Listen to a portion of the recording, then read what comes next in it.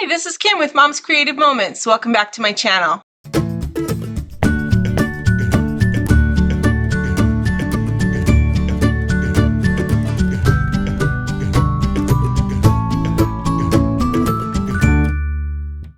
Today, in another episode of Scrapbooking 101.5, we're going to talk about shimmer pens, specifically the Creative Memories shimmer pens that just came out or that have been coming out a little bit at a time for the last about year or so. We had one in a secret box, which I think I mentioned later, but we had a couple of more, 4 more actually, come out this year, and so I'm really hoping we get a few more colors in these fun brush pens. But today we're going to talk about not just how to use the pen and make it operational for you, which a lot of people have already covered in other videos, but also we're going to talk about some different ways that you might consider using it. And I hope it's helpful for you. I hope it inspires you to do something really great in your albums. And yeah, I hope it's helpful. Let's check out my workspace and we'll get started. All right, this lesson is going to be, I think, fairly quick. I don't think this one will be super long, so hopefully, you know, you can tune into a different video after you watch this one. But I just wanted to share a new product, a relatively new product that has come out this year with Creative Memories, and that is our glitter pens. And right now this is all we have available in this set. I'm really hoping that they come out with some more colors. I think it would be super fun and to have more of a variety of colors. But in the meantime, this is what we have, and so we'll see if we get any other colors. Like, I would love a green or an orange, maybe even red for Christmas. Green and red for Christmas. Wouldn't that be so fun to add to your cards and things like that? I think that would be awesome, and I hope that that's what they're planning to do, but time will tell. Okay, so getting on with it. This is how, when you order one of these glitter pens, this is how they arrive. They come in a little plastic case, and it's like a little envelope basically, and you just open it up and they slide out. And why am I showing you this? I'm showing you this because I want you to note the little black ring that's in here in the middle. Can you see that a little bit better if I put it over the white paper? See that little black ring? You cannot use this without removing that little black ring. So you're going to pull them apart. Don't try to screw them off, but just pull them apart. You do have to pull rather strongly. And then you're going to unscrew this top part. Okay? There should not be any ink in this when you receive it. It should just be, the tip should be white. There shouldn't be any visible ink in here. Okay? This black ring comes right off. It's very loose. It just slides right off. And then you take the pen and you screw it back together. And what happens is there's a little nib right inside here, which you can see if I turn it like that. See that? That little nib that's inside there, that pokes into the center here when you screw it down, when you put it back together and screw it all the way down. Okay, and when that happens, if you've ever had a calligraphy pen that took cartridges instead of an ink bottle that you dipped into, this is exactly the same principle of how those ink cartridges worked with the nibs that you had for your calligraphy pen. Okay, so you just put it back together, screw it in, and this little nib inside here goes up into the ink portion, which is held here, and then the ink is able to flow down to the tip. Now, when the first time that you do this, you definitely want to do it over a scratch piece of paper. Why? Because you are going to end up with a big puddle of ink. Let me show you. I'm going to just set this one aside so that I can put the ring back on there and put it back together for one of my clients. But I've used all of mine, so I couldn't use mine as an example. So switching over to my blue pen, you can now see I have a bunch of blue ink down here, and that got there because once I put it back together, I then pushed where it says push. There are raised letters here and here that say push. So you put your fingers right over that and squeeze gently. And you can literally watch the ink flow into the tip of the pen. And when you start seeing the ink flowing into the tip of the pen, eventually you do see it down here at the brush tip, but by the time it reaches the brush tip initially, it's going to come out in a big bubble. So that's why I say you want to do this over scratch paper first. And once you've done it over scratch paper, then you should have a project ready to use so that you can utilize that ink that has just bubbled out onto the scratch paper with your brush tip and still get good use out of that ink instead of wasting it. Okay, so don't start using this unless you have a project in mind, but don't start it over your project. Start it to the side so that any bubbles of ink go onto the scratch paper and you can utilize the ink from there. Does that make sense? I hope that makes sense. Okay, a couple of other things. We do have the blue sparkle, we have purple, we have gold, and we have silver. And I would say it's pretty fair that the blue, the purple, and the silver are not meant to be opaque. So when you put these on, they are going to be fairly solid. The only way to avoid that is to make a very, very thin line with them, which of course you can do if you have great control over your fingertips and the muscles in your hand.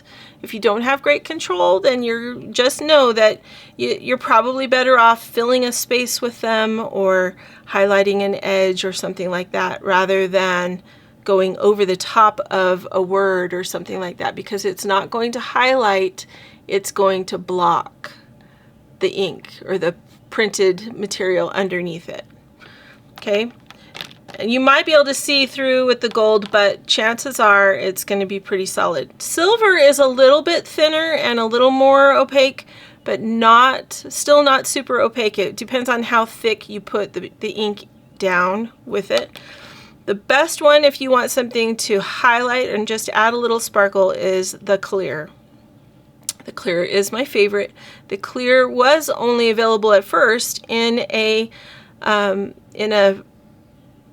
quarterly surprise box, and that's not what secret box. The quarterly secret box is where this initially came out, and then they made it available for purchase after that a few months later. So I'm glad that they did that, because I think that it's something that's very handy and fun to use. I'm going to show you just a couple things that I would do with the clear one, and a couple things that I might do with some of the others. So I have this sticker sheet. You'll notice some of them are gone because I'm working on my Ireland album right now. But if I was to come in here with my clear brush pen, I could come in here to the little shamrocks and add a sparkle to each one of these. Oh, sorry, my hand is starting to shake. It does that now that I've had my carpal tunnel surgery, so I apologize. But so I'm just drawing little hearts into on top of the on top of that sticker. And I don't know if you can see it very well in the video. Let's see if I can get it to focus a little closer so you can see. Pick up any of this. There we go. So it is still kind of wet, so that's why you can see it. But it just adds just a little bit of sparkle. So let's see. I can probably do something similar on this one. And you'll notice that it's not a solid, what am I trying to say? It's not solid glitter. It's just a hint of sparkle that you get depending on how much ink you've squeezed into the tip and how much you're putting on there. Okay, but let me show you the difference. I'm going to show you the gold.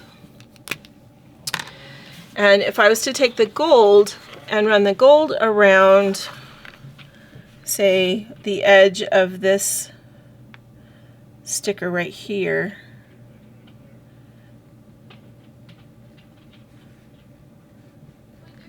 before I take it off, it's going to look a little bit sloppy because you have to have a very steady hand to get an even amount around the edge of this. I'm worried that that looks just a little too sloppy. But you can see how it does have a shimmer. And we're blurry, so let me raise that up and let you. Okay, it's so hard to see on camera. Trust me, there is a shimmer there, but it is a very light shimmer. It's not something that you're going to get a lot of glitter type of an effect. So keep that in mind when you go to use these. But another fun thing that you might consider using them for is lettering. So brush tip pens are fun to play with when you want to make fun letters for your titles or your journaling. This is some practice sheets that I got from Dawn Nicole Designs. And I don't even remember where I found this, but I think it was on Pinterest that maybe led me to an app of hers. And I printed these off, and I printed several versions or several copies of it for myself so that I could go in and practice every now and then with them. It gives you every letter of the alphabet, which is cool. Let's do purple for this. So with the brush tip, you basically are learning how much pressure to apply to get a fat line versus a skinny line. And I am by no means perfect at this. This is next level for me, but maybe you are good at it. So it's a fun thing to learn and to practice. And if you're just sitting in front of the TV and not really doing much, you might want to consider just grabbing some practice sheets and seeing what you can create, because the more you practice with a brush tip, the better you become. I haven't done a lot of this, but I have done some, and it is fun to play with. So it would be really great to be able to write a fun title onto your page without having to print it or use stickers. So I highly recommend getting some practice sheets. Doesn't have to be this one, but you know, some kind of a practice book or something like that. Getting yourself a nice brush pen. You can use these, or you can use another one. These right now I think are selling for $8 a piece on the website. And so I don't know if you'd want to use these or if you'd want to get a brush pen from your favorite art store. I have no idea how much they are in the art store, so but I don't know, maybe they would be less expensive while you're practicing, and then you could come back and use these when you're actually writing in your album. Another suggestion and tip I would make is, if you're not experienced with this, but you want to write a title, write your title on a separate piece of cardstock first, and then when you're happy with it, go ahead and cut it out and add it to your book. Add the cardstock to your book that you've drawn on. That way you don't have to worry about messing up a page if you make an error that you're not happy with. Okay, so just a couple of suggestions. I hope you'll have fun with these. They are a lot of fun, and I hope you'll pay attention this week, because the next video that's coming out is one where I have used a lot of these. I don't think I used the clear much, but I definitely used these four, and we, just to give you a quick promo, we are going to make our own stained glass using these sparkle pens. So I really hope you'll watch on Wednesday when that video comes out. Thanks so much for joining me for another 101.5 lesson. I hope this has been helpful. I know there's been lots of videos out by other advisors on how to use these pens. I know Noreen did a little quick tutorial on one of her Wednesday afternoon lessons when she was doing those. Sadly, she's not going to be doing those anymore.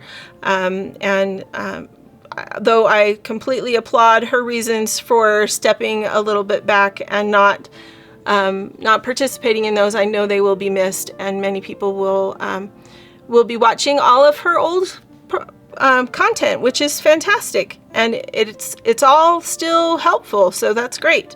But we will miss you, Noreen. So if you're watching this, but anyway, I hope you'll watch on Wednesday and be able to give me some good feedback and some comments, and let me know what you think about using these sparkle pens in your layouts. Thanks so much for joining me. Until next time, I hope you have many more creative moments. Make it a great day.